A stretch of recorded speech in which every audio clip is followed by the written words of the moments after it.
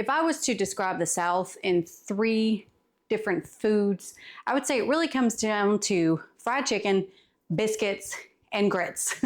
Well, I'm not showing you all 3 today. I'm actually gonna be showing y'all how to make truly delicious, slap your mama, stone grind grits all at home. Plus, I'm gonna be trying out a brand new recipe that I've never tried before using those grits. And I'm telling y'all, it's gonna be good.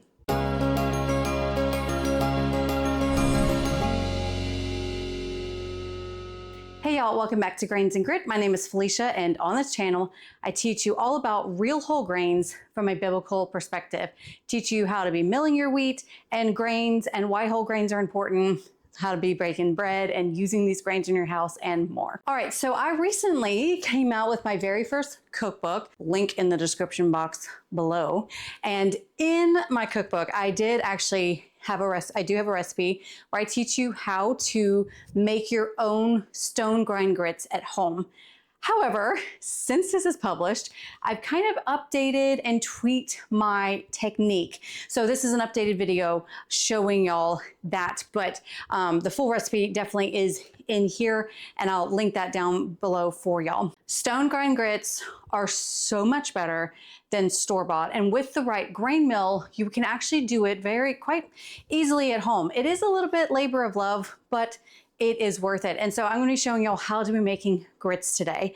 But on top of that, I'm actually going to be trying out for the very first time, and I can't believe it's taken me this long to actually do it, but I'm actually going to be making shrimp and grits, which is a very traditional Southern recipe. Now, with that being said, there are many different type of shrimp and grit recipes out there on the internet. And it basically boils down to basically South Carolina shrimp and grits or Cajun shrimp and grits. Well, I know from researching this that shrimp and grits originated in South Carolina.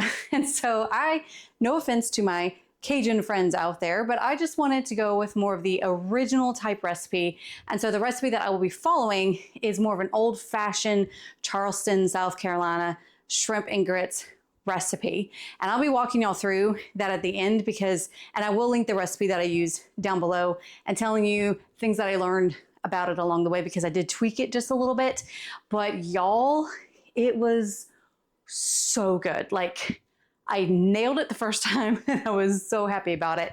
But the grits are so crucial, especially because in Charleston, in South Carolina, they definitely swear by that shrimp and grits have to be made with stone grind grits. And again, those of us who are milling at home, we have the ability with the right grain mill to do it at home. Now, to all my Hebrew roots friends out there, I love you, but you may just want to skip over the shrimp part of this video and just focus on the grits. But good news is that grits are a very versatile type recipe, which I'll be showing you in this video. All right, so let's get started. Okay, so to make your own stone grind grits, you are of course going to need a grain mill. Now, here's the thing with the grain mills that is very important.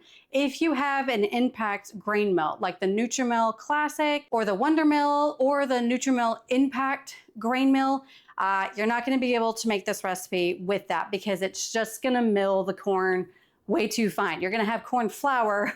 You need something that's going to be a coarser grind to get grits. So I actually have my Nutri-Mill Harvest, aka Miss Nancy. She is my stone grind mill. So this will work in the Nutri-Mill Harvest, a Como grain mill, the Mock mill, any type of stone grind mill that you have, and you need it on a coarser setting. And unfortunately, that's not just a setting I can tell you to be at. You're going to have to just learn your grain mill and figure out where the best setting is for that. But I will be showing y'all up close the coarseness of the grains that we are going for with our corn. If you have a powerful blender like the Vitamix or the Blendtec, you can also do that in here. Just be very careful because it can go from a coarse grain to a fine flour like that. So you're going to want to watch it.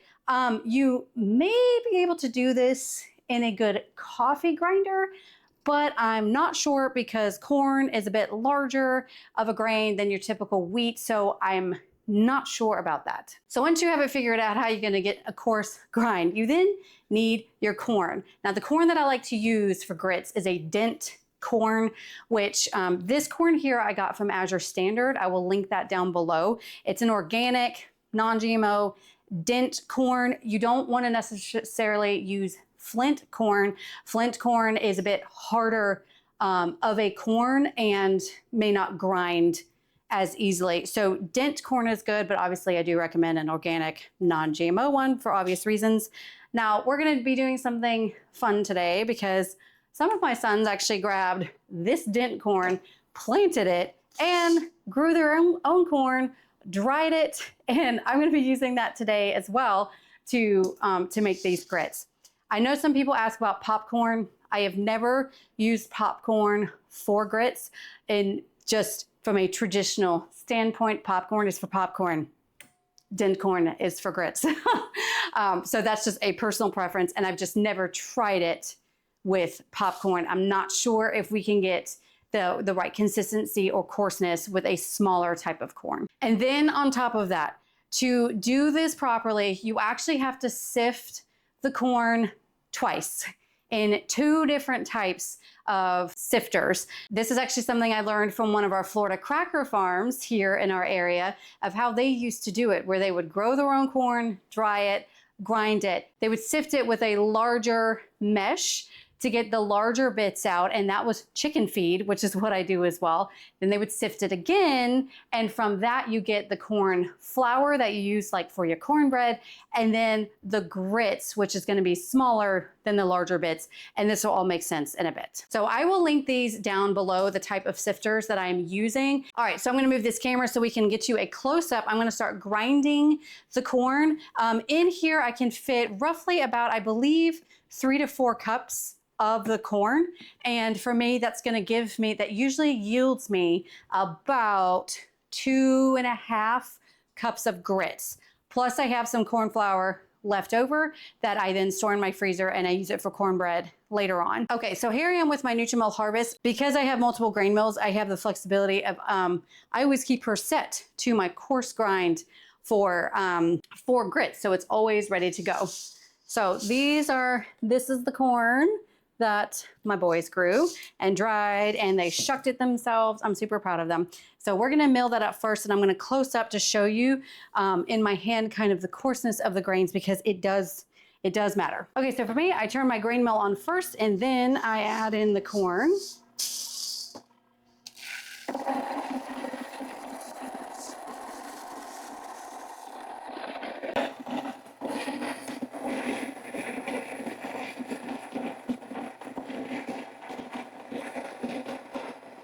Okay, so we are done. As you can see, I did a huge amount. And that's one thing that I forgot to mention is this is something you can definitely do in advance. And I recommend that you do in advance because it does take time to grind up and sift all of these grits. So any sort of grits, if you do this in advance, or the corn flour, just store it in your freezer. And that way it's ready to go when you're ready to use it. So let me show you basically the coarseness that we're going for.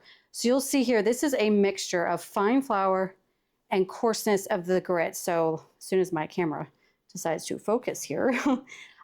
So you're going for, I mean, it's just easier to say if you've ever seen grits, that's what you're going for, is a gritty type texture. Some of this will be a bit bigger than your typical grits. That's why we sift. But you can see that's basically the coarse grind that we're going for. So it may just take a little bit of practice for you to figure out where you need to be on the setting of your grain mill. But bottom line, if all else fails, go and buy you some stone grind grits and you'll get an idea of the size that you need. So here we go. And now we're gonna start with the sifting. So before we sift, let me show you the 2 size sifters that I have. This is just your traditional old-fashioned sifter. Pretty sure I picked this up for 25 cents at a yard sale. Kind of to give you a rough idea of the size. You can see they are larger of a screen. This is gonna get the larger chunks out compared to our second sifter, which is actually pretty fine. Now these I got from Amazon, and I will link this below, but you can see like how fine that is. And basically you'll know the difference as I'm sifting, because this just gets out the big bits, and the grit size and the corn flour come through. With this size, what we're going for is the grits remain and the corn flour only is what goes through. So this is a very fine type sifter. So in my cookbook, I actually only did this once, but I found that, especially my husband was saying that they were still a bit bigger of grit sizes than he preferred. So that's why I now sift this twice, and I've added a third step that I'll show you later on. So now you have to get an assembly line going to sift these grits. So as you can see, it contains a lot of different bowls. We first start with our coarser sift. So what I like to do is here, I like to do in this size, no more than 2 cups, all depends on what you have. And we just sift here into the first bowl. Okay, and we just sift until we get these large bits here. I then dump the large bits into a bowl. Now I have chickens. This makes excellent chicken feed. If you don't have chickens, I don't know what to tell you. Feel free to throw this out for just bird feed, and you can feed the birds because these are very, very coarse sizes that are too large for grits. And I'll show you the side-by-side comparison. So we now have this, and now we go, this is what we have left, but there is still fine corn flour in here that we do not want because it'll make our grits too gelatinous. And so from here, I pour it in here, and then I just kind of do this by hand. And this is really just where it takes time. And you're just wanting to make sure that you get all, as much as possible, the corn flour out of here. So I just keep kind of working it in.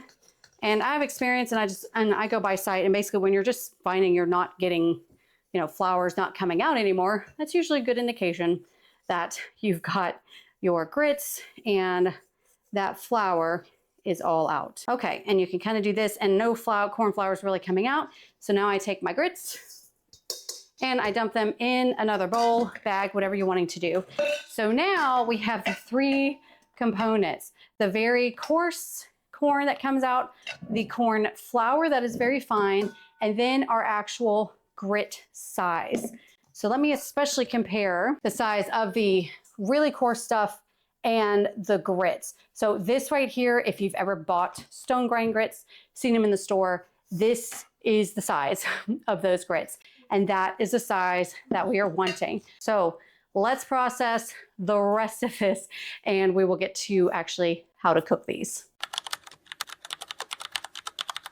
Okay, so after like a million minutes and my back hurting, I finished. And so roughly here are the ratios that we got. So I milled about 12 cups of dent corn, and that yielded this much of the really, basically what I consider bird feed.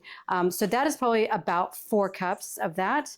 These are the grits. So to show you again the coarseness difference between them. So that is too coarse for grits compared to that for grits. So too coarse, perfect size with the grits here. That's a perfect size for grits. So I basically got about 4 cups of the really coarse stuff that I sifted out. And then I got about 4.5 cups of grits and 4 cups of corn flour that I use later on. Now, here is what my recipe calls for in my cookbook, where for every 1 cup of grits, you need 3 cups of water. But I've added 1 extra little step here just to perfect this a little bit more. And let me show you what that is. We are going to pause this really quick to talk about today's sponsor, which is actually my Granny Bunch. Yes, y'all, if you didn't know, I actually have a membership group. They are known as my grannies, and I love them so much. And they are actually huge supporters on this channel. They go above and beyond to give me even further support so I can keep making these YouTube videos for free for all of y'all. Now, the beauty of the Granny Bunch is they actually get exclusive recipes on my website that are only provided for them, as well as Zoom hangouts that we do, which is a lot of fun to be able to meet grannies face to face.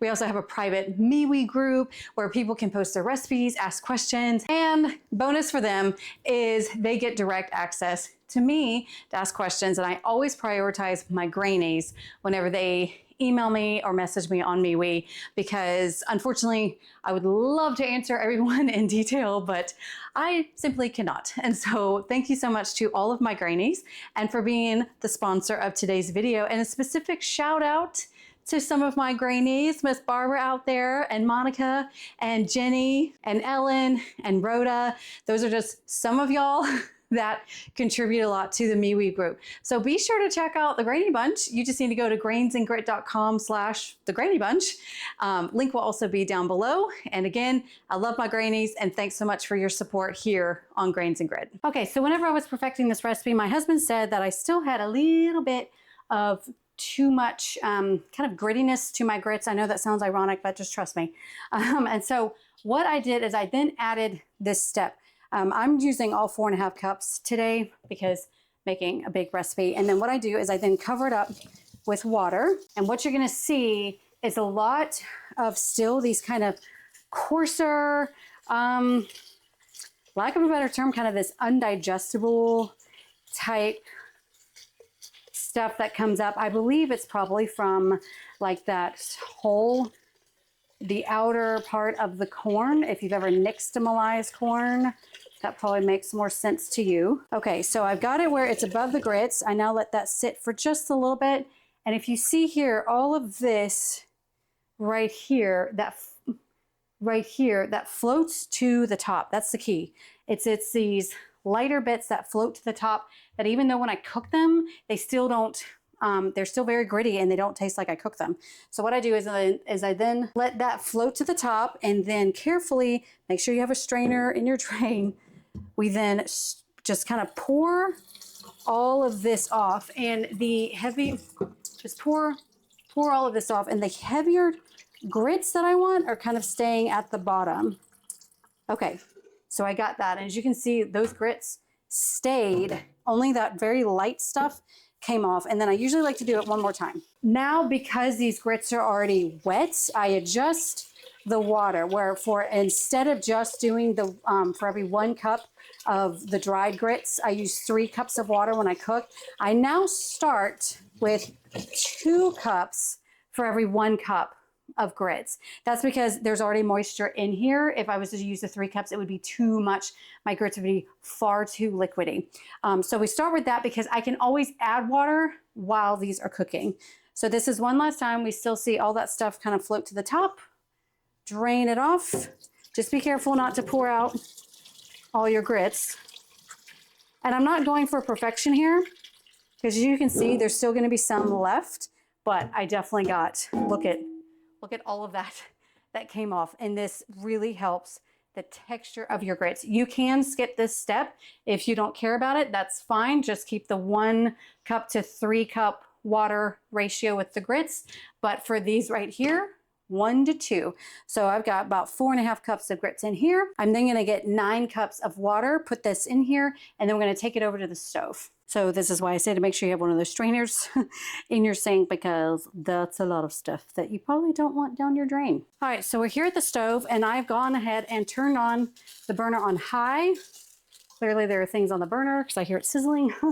But here you're gonna really want a whisk. A whisk is very important. So I already put water in here, and I'm just gonna whisk this, because if you do not whisk your grits, they're gonna be way too lumpy. They're gonna stick on the bottom. They're gonna burn, all the bad stuff.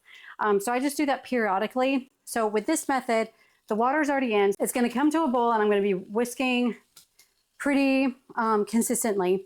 And then when it comes to a boil, we then turn it down to low on a simmer, and then we put a lid over it, still stirring about every 1 to 2 minutes.